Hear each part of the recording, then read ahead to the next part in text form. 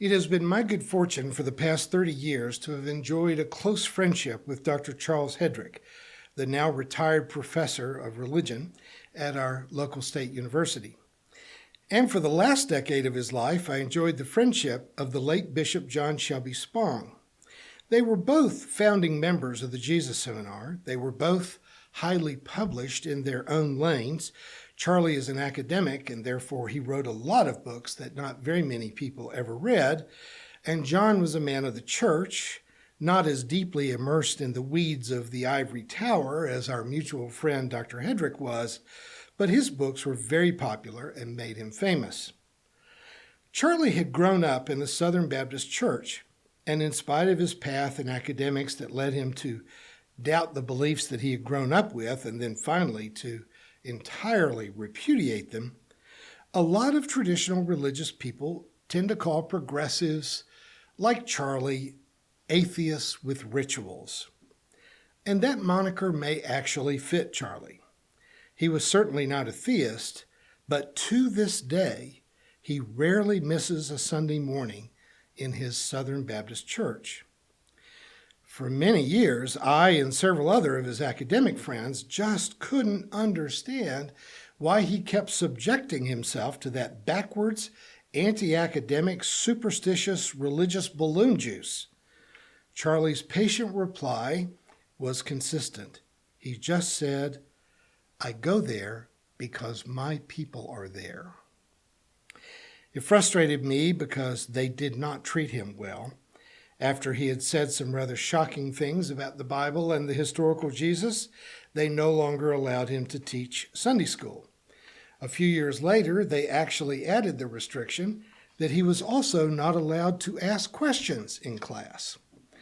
They allowed him to attend, but during the class, he had to just sit there quietly. I think I may have cursed a little bit when he told me about that. But somehow, these people were his tribe. They didn't read his books, they didn't honor his many academic accomplishments, and they did not show him the respect that he richly deserved. But he had grown up a Southern Baptist. He had at one time shared their beliefs, and the mere fact that he had grown far past that rather simple childish faith did not mean that he did not still love them, even when they didn't appear to love him back. Charlie's now quite elderly. His wife of more than 60 years has recently passed away, and Charlie's health is fragile. But he still goes almost every week to his Baptist church. A few years ago, Bishop Spong was having dinner with me in my home, and Charlie's name came up, and John leaned over and asked me in a whisper, "Does Charlie still go to that Baptist church?" And when I replied in the affirmative, Bishop Spong shook his head and said, "I just don't get it." But of course, Bishop Spong continued to attend an Episcopal church all of his life, and it isn't like they were carrying him around on their shoulders. We had John here to deliver a series of lectures 3 different years, and each time, even though he's the most famous Episcopal bishop in the world, and we have more than a dozen Episcopal churches here in town, not a single priest ever attended or acknowledged his presence. I screwed up the courage to ask John why he still attended the Episcopal church when most of the church didn't like him. And his reply was almost identical to Charlie's. These were his people. This was his tradition. The hymns and the liturgy, that was his native language. And I pressed him. Now, last week you participated in a baptism at the Episcopal church in your hometown. When you read the liturgy, did you ask the parents if they renounced the wiles of Satan? And he replied a bit defensively that even though he does not believe in Satan, nor did he believe that baptism actually carried the salvific weight he once believed that it did, these were the rituals. This was the language of his tradition, and he was committed to it. Charlie and John remained committed to the faith community of their roots. I didn't, In fact, I don't think I could have.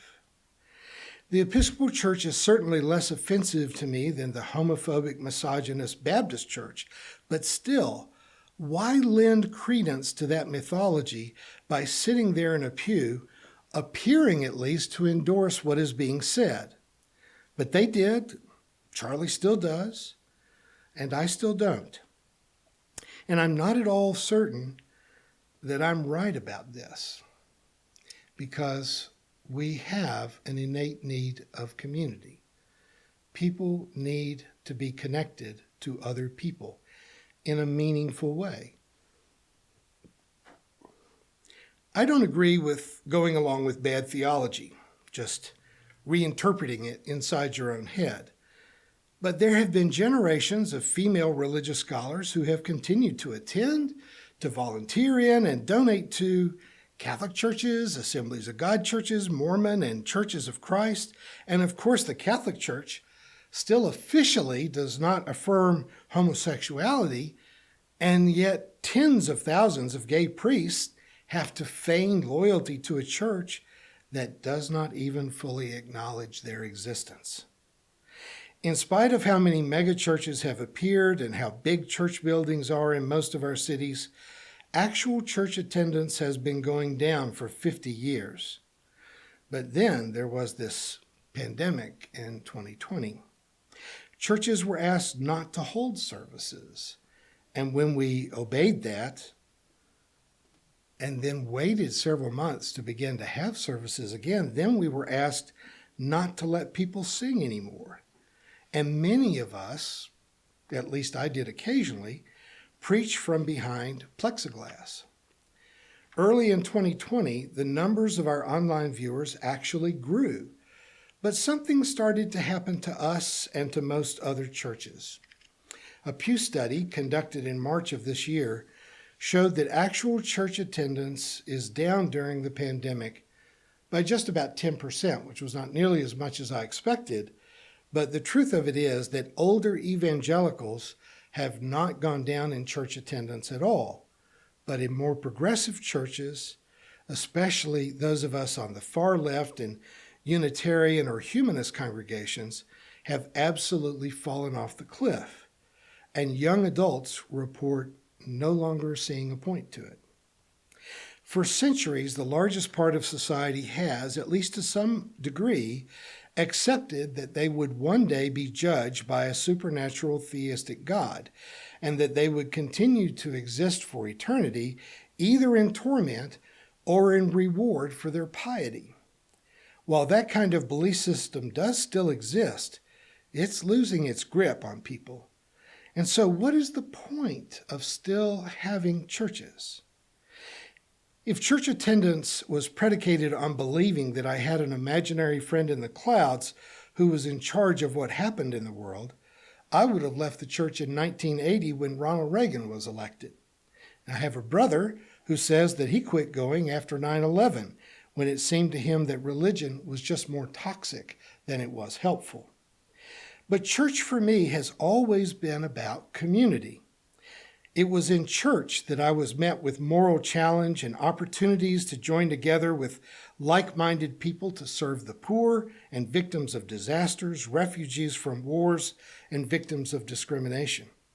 I've always had tons of reasons for wanting to be in church that had nothing to do with either fear of hell or lust for heaven. But what I could get in church that I couldn't get anywhere else was a connection to other people. I grew up in a fairly progressive church, absolutely left-wing liberals for my old Kentucky home, but my home life was not exactly warm and nurturing. It wasn't abusive either, especially not by 1950s standards. We had plenty of food, warm beds, clean clothes. There just wasn't much joy, and there was almost no affection. The church was where I had found more of a family connection. If my parents were literate, you couldn't tell it by watching them read books. Education was just not something valued. But in church, I met educated people. Our pastor was a Vanderbilt grad. We had doctors in the church. My Sunday school teacher was a lawyer who had gone to Harvard. And when I went to college, I fell into a campus ministry that was exciting, that was loving, that was amazing. It was the first time in my life that I really felt like I was accepted, that I was cared for and included. And I have to tell you, it was intoxicating. It was addictive. Sadly, I thought that if I became a minister, I would experience that kind of love and acceptance every day for the rest of my life. That didn't turn out to be true, but there were moments, and I was determined to create more and more moments like that. But the priority of attending religious services was declining long before the pandemic. And after the pandemic, many people just don't feel the need to go back. Not specifically for a church, and yet loneliness is often said to be the most common form of suffering in the world. We've given up on church, but we've increased our loneliness. Suicides have increased dramatically. We don't feel the support and the connection that we once felt. We still need the community that churches once provided, but we have become suspicious of church as being the place to go and get it. My 34-year-old daughter, who is very much like me in many ways, still gave up on the church as soon as she could. She doesn't hate it. She has respect for my work. She just doesn't want what church involves. But she has an enviable tribe of close friends, and they travel the globe to spend time together. Now that they're all in their 30s, they're getting married and having children, and I wonder how those bonds will survive that has kept them together since middle school. But there is love there, and the things that church claimed to offer: forgiveness, second chances, support in hard times, friendship, and sincere love. If we could bottle her life and market it to the world, we wouldn't be able to meet the demand. But we don't all have that, and most of us can't even get pieces of it, even when we try. In a few months, I and this recording studio will be relocating to a little town in southeast Florida, and I just posted in the neighborhood chat where I've bought a house, asking if there were other scuba divers in the neighborhood. And I was bombarded by invitations from my new neighbors to go diving, to get together for lunch or for coffee. The welcome has been so warm that I've actually been coaching myself to give up writing letters to the editor of the local paper, because I doubt that my welcome would be so enthusiastic if they knew what I actually thought about their governor and most of their legislature. But scuba diving, we can agree on spending time underwater looking at pretty fish. Most of the churches that used to invite me to come and preach have been hit hard by the decline in attendance and donations that followed the pandemic. There was one in Florida where I used to go once or twice a year, and they no longer even meet as a church, but the members continue to get together for a shared meal and conversation. One of those church members said that we find that we are still getting out of our conversations together what we used to love about our church. I wish I could be a part of that group to see just how deep those conversations actually go. In my new setting, as much as I love scuba diving, I know that talking about diving won't feed my spirit. I will have to find or create a peer group of people who can have serious conversations about what is actually meaningful in life beyond what we do for entertainment. I understand that the world is changing, just like the death of printed newspapers. People have stopped spending an hour or two with coffee in the newspaper, and they just turn to Twitter or Facebook for a few seconds to get their news. And forgive me for saying as much, but that is a horrible replacement. I will enjoy meeting new people to go diving with, and I'm sure that I will meet people at a health club, and I may even join a book club or two. But I will tell you this: it was in church that I learned to give up both my racial prejudice and my judgment of homosexuals, those prejudices that I had been spoon-fed in my family of origin. It was in church that my values about illegal wars, immigration, poverty, labor unions, and fair housing were formed. Church is where I met the people that I could go with to recover the homes of innocent people that were destroyed in a hurricane or a tornado. And more importantly, it was in church where I first felt that my own birth wasn't just an unfortunate accident and that I was worthy of love and acceptance. And I don't want any kind of sorry Twitter-style replacement for that.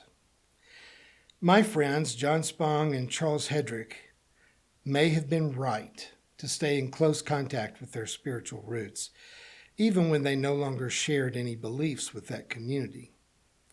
I still couldn't do it personally. I'm not recommending it. I admire what they did, but I couldn't do it. But I know that we were too quick to give up on newspapers. We were too quick to give up on local stores in favor of Amazon.com.